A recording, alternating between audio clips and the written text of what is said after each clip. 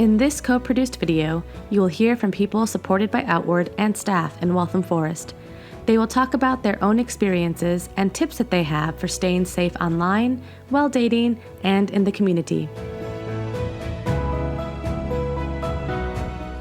When you're walking on your own on the road, you should always keep very vigilant around your surroundings because you don't know who might come along. The best place to do is keep a good distance away from that person, but you keep like a good full distance yard away from them because that gives you time to maybe run and maybe call for help or maybe call someone on your phone, maybe call the police and say that someone's trying to mug them or something like that.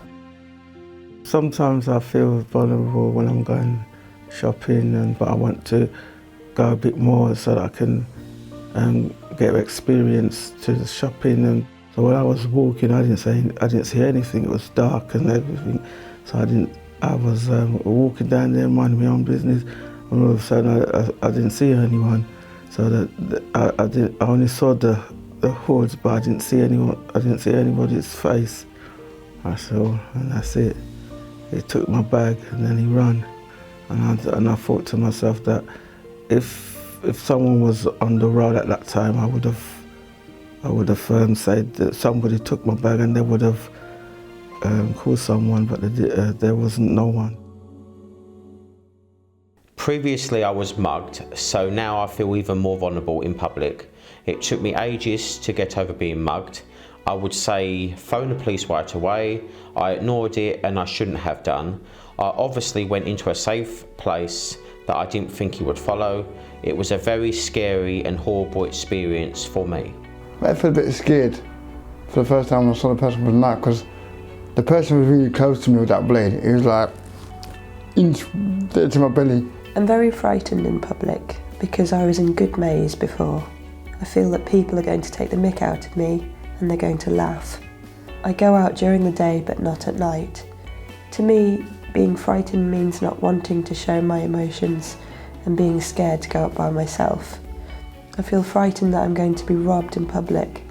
I never used to feel vulnerable, but after Good Maze, I feel scared. I think when I'm taking out money, I always make sure that when I'm taking my card, is to bring myself a bit in to the cash point. Where you tap in your PIN number, make sure you come in a bit and maybe put a safeguard your hand around and you could type your PIN number. And then still safeguard yourself like that. Then make sure when the money comes out, you draw it out, then put your money into your wallet and close it and put it back into your bag and zip it so that nobody else can see it. What I do is I don't put no letters in my bag. I just leave it at home or whatever. Wait for the staff comes and sees me one day. I'll show it to them. I say, "There's my letters," and they said, "Oh, that's all right." And then they will write in my book and say what bills you've got and whatever you've got. So it's safer that way. In regards to cab safety, one of the things to think about when you've booked a cab and told them your name, when the cab arrives, don't say your name first. Ask the cab driver, who are you here for? Just keep to yourself. If you see trouble coming, try and walk the other way or try and call the police in it, but it's not always good because the time they get there, you have to try and look after yourself before they come in it and just walk the other way if you can.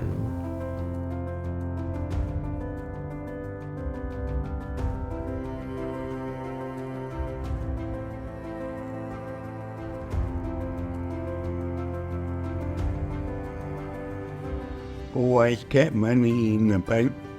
Call the police if you've got a problem, tell staff. Look at it, someone following you. Travel in the morning before it gets dark. Carry a pannier up. Look after your letters. I've never put letters in my bin. I've always shred them when I can. Sometimes I've seen people going through my bin. That's why I warn people who live in that area, when you put paper or anything in your bin, you should try to rip it up. People say to snap credit cards in small pieces, but I've noticed people putting them together and they can still get the PIN number. Don't give your details out to anybody, not your card number, your card number details, or your mobile number, or your address number, or your email address number at anybody.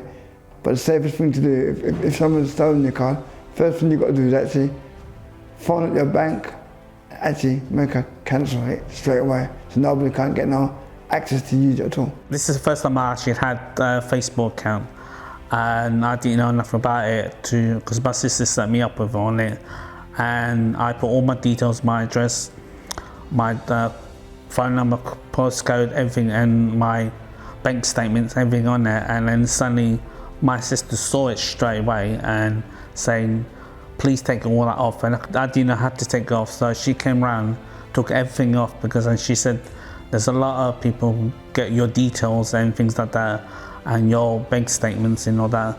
So I don't put nothing on my Facebook account. I've learned my lesson now not to do that. If I do go on Facebook, I will talk to people who I already do know and who I've seen before. And basically, to keep safe on Facebook, that you have to know who the person is and who you know. Even though you want to make new friends on Facebook, you just got to be careful who you're talking to on the phone. And when you've got a learning disability, it does affect your learning disability, your speech, and who you're talking to or who you're going to type in some message to. And it can give you a knock down side to you as well. It can make you feel down sometimes. But for me, I don't really let it really upset me too much, because I know what my weaknesses and my learning disability are, what is not my weaknesses. But if I want to send messages, I just use my phone and spell the words and just send it. A lot of people do feel down about, going online or on the media and start talking about they've got learning disability. But my mum usually said to me, son, there's no shame in that. If someone wants to know that you've got learning disability, you let them know, son. You don't hide it, you tell them. Because when you hide it, that's when it does upset you, because then you've got a problem there. Then people just gonna look at you that, he's got a learning disability. He looks very funny talking to people, just that, and then you're gonna feel very upset and very unhappy about it, and that's gonna hold you back as well, because you're thinking that person doesn't respect the way you've got a learning disability. I got a call from a friend of mine, and I said to her, how did you get my number? She said she got it from my ex-boyfriend. I worried about her passing my number to other people, things like that, and I told my family about it, and I told my support worker about it. They knew about it. So I said to him, please next time do not give my number to other people, because I trust you, because you're my friend and I've known you too long. So this is why now I've got to be careful who I give my number to, things like that. So when you're online dating, don't give out your details, don't give out no information about where you live or your number or whatever. You don't want to meet someone who's going to be really that sort of person who's not the right person for you. Someone who can really, maybe upset you in any way where they don't like you or they don't want you to be with them. But it's just a safe precaution that when you go out on dating, just to be safe for the person. You don't want that person to upset you, and you don't want to upset that person. I text them just to say, Mum, Dad, hi, I'm at home, don't worry, I had a good day. Like that, in case I don't have to phone them every minute. Mum said it, as long as you just send me a text, let them know I'm alright.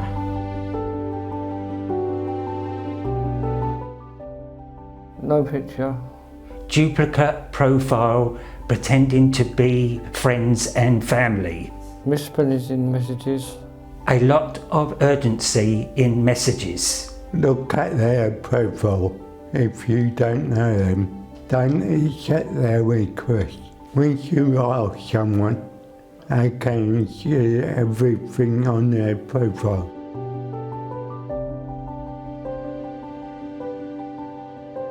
So I support a 50-year-old lady who's got learning disabilities, and she lives on her own. She is currently engaged to a gentleman. He doesn't have any learning disabilities. The signs that she was being abused was that she was not coming for her support sessions with me.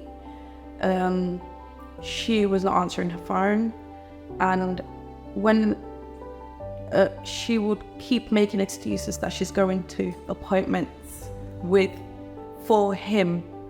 So rather than going to her own appointments, it was his appointment for the doctor, for his doctor, and already that was red flags because you need support.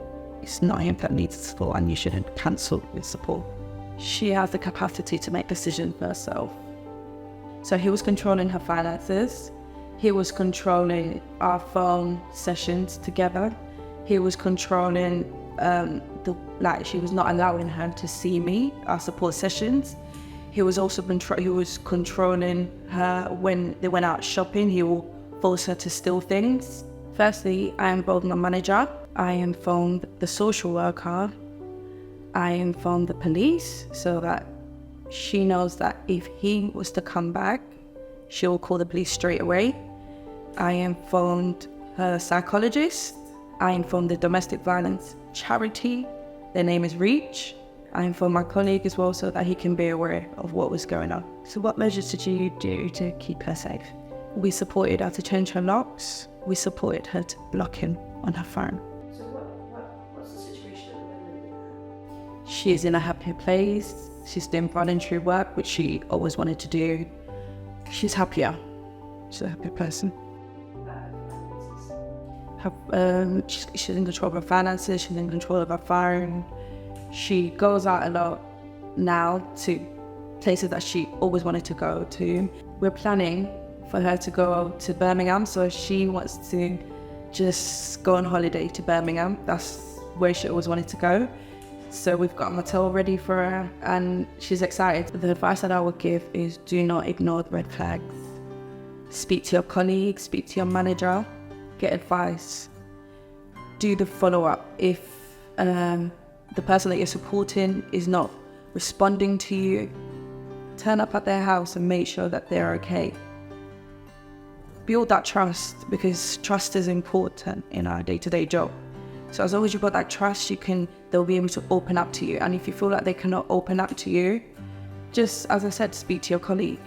Do what you have to do, follow up, go to their house. Be persistent in what you're doing and don't give up, because it's best to be safe than sorry. When you've got a learning disability, to be safe is that to believe in yourself. Don't really believe in what other people tell you. Just believe in yourself. Be in confidence in yourself that you can do certain things, and don't let other people put you down saying that you can't. Because if you start believing what other people are saying, that you can't do this and you can't that, you're not going to have confidence in yourself to do what you want to do to move forward. Okay, that person is going to hold you back. You're believing to what that person thinks, and they look at you. Well, he can't do this. He can't do that. Oh yeah, yes, you can do it. It's that you just got to believe in yourself to do it.